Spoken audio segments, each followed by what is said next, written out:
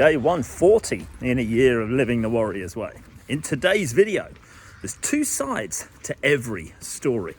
What the fuck has that got to do with living the Warrior's Way? Well, let me tell you. I was chatting to one of the Warrior brothers yesterday who is having issues with his son. And I've had issues with my son. And Garrett, who is the chief coach and creator of Wake Up Warrior, had issues with his son. And so is the case, it seems, with many of the Warrior brothers. As we try to inspire, we try to lead, we try to change history and try to build a new future.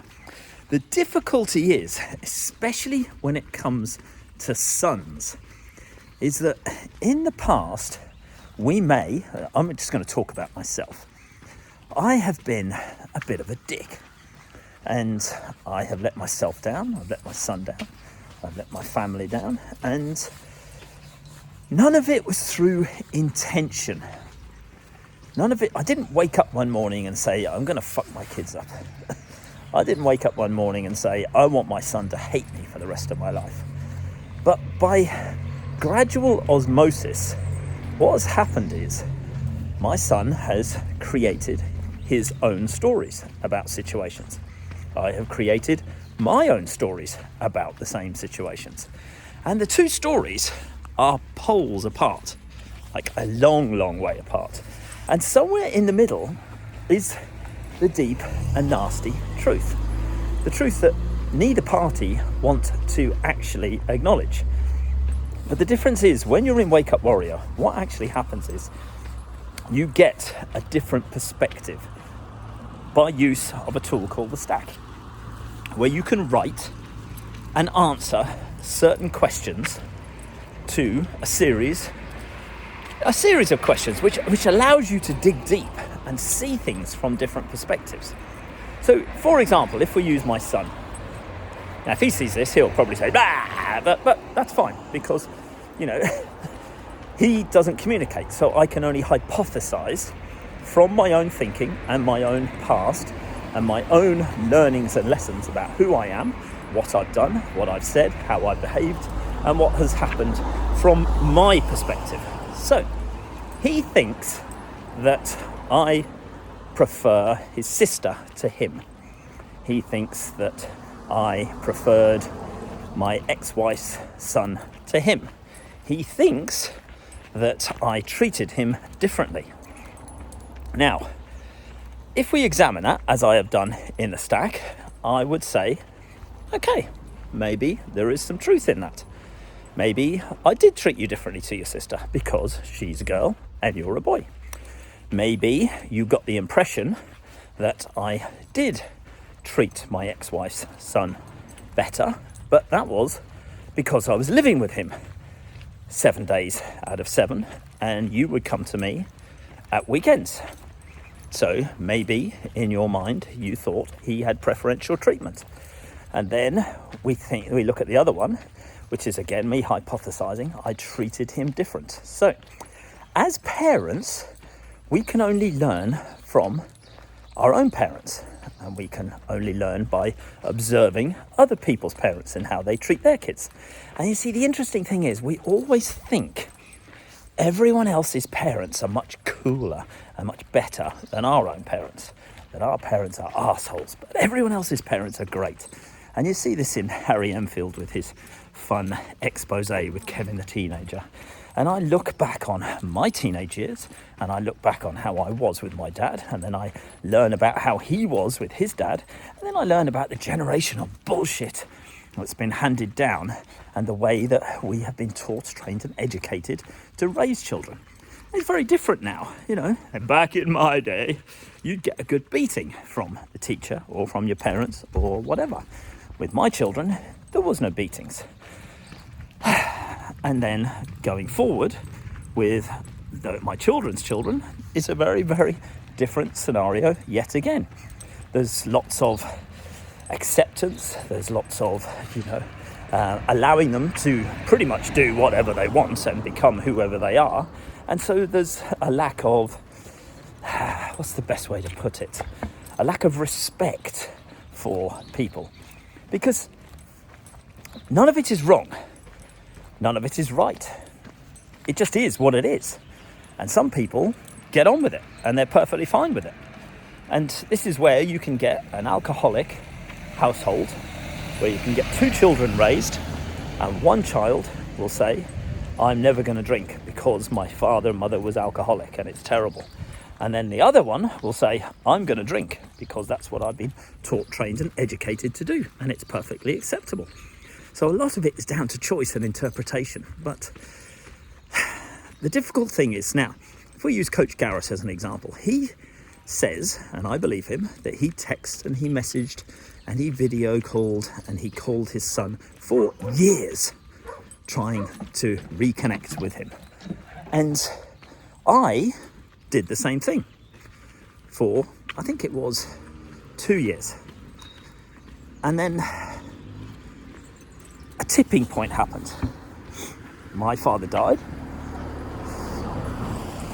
For another story for another day, but there was the funeral and my son was there and he said at the time, I'm sorry for behaving the way I have and we will sort this out and we'll get back together and we'll spend time together.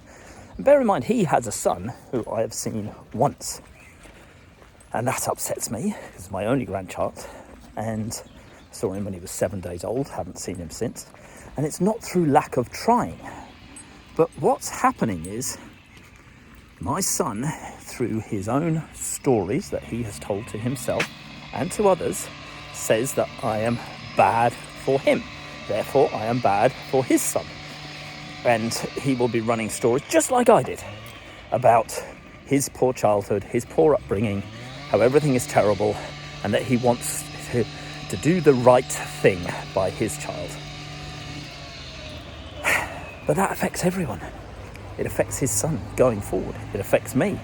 It actually affects him because what happened was after the funeral, with his promises of reconnection and everything, and we'll all be mates again and we'll sort all this out, literally a week, 10 days later, just reverted back to his same old person of no, rejection, blocking, not interested. And then what he can do then is he can run another story of saying that I'm not interested because I haven't been trying, even though I've been trying for 2 years before that. And so then I run another story to say, well, fuck you, I've been trying, but you're not interested. So there has to come a point when I say enough is enough. Now, is that a right thing to do? I don't know.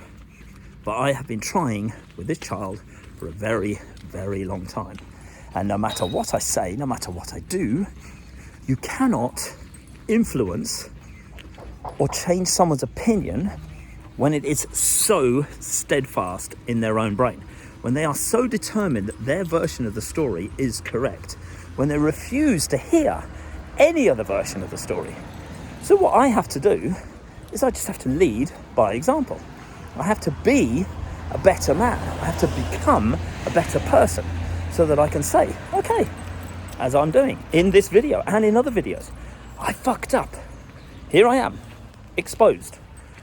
I fucked up. I'm sorry. I really am sorry.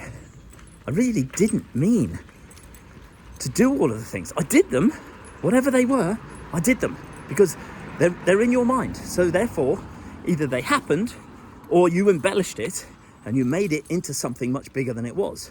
But whatever it was, it's true for you. And the only way I can resolve that is by picking apart things. By saying, yes, that did happen, but it wasn't that way. Yes, that did happen, and I'm truly sorry for it.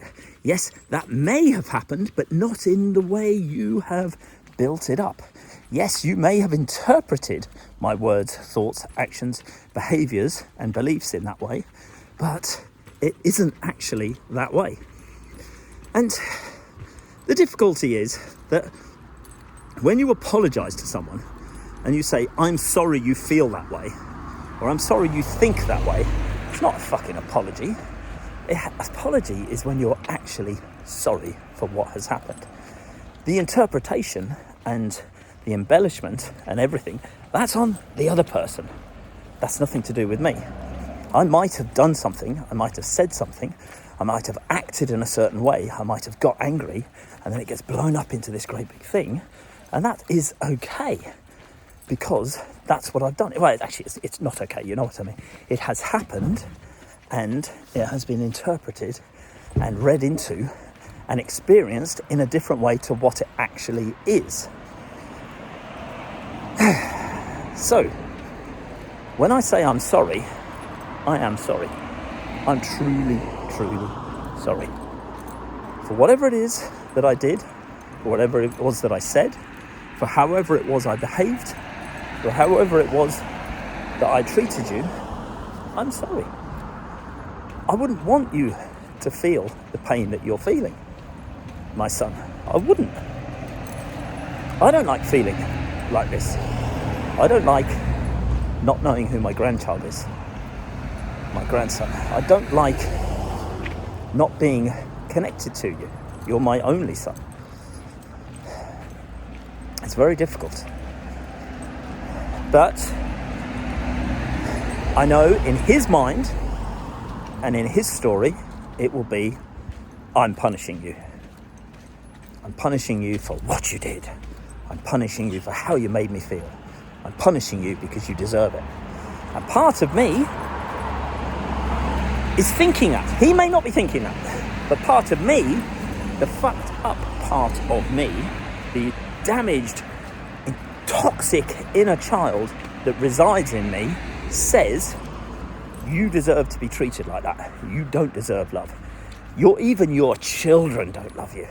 Even your grandchild doesn't want to see you. That's a very, very hard thing, a very difficult cross for me to bear. But this is where every day the work I do in Warrior helps me to rip out those stories, helps me to see that it isn't that way. Part of what I'm doing at the moment is 30 days of gratitude stacks for me, where I can be grateful to me, where I can forgive me for what I think, hypothesize that I have done, where I can be grateful for the gifts, the skills, the attributes, the legs that are carrying me, the voice that I can talk, and I can, the empathy I can have with myself and others. I can be grateful for these things. The fact that I'm living, the fact that I have a little dog that I'm walking at the moment, and that I live in a village, and that I own a house, and that I have food. I can be grateful for these things. There's no point in going over all of the lack, all of the past. I can't do anything about that. I can only do something about right now and start to create things to build a better tomorrow. If my son wants to come along for the ride, great. I will embrace him, I will love him, and I will forgive him, and I will ask for his forgiveness from me. And I will pick up my little grandson, and I will love him. There we are. Enough confession. Long one today. Deep, tough. It's going to be a tough stack today, but it's got to be done. Cheers.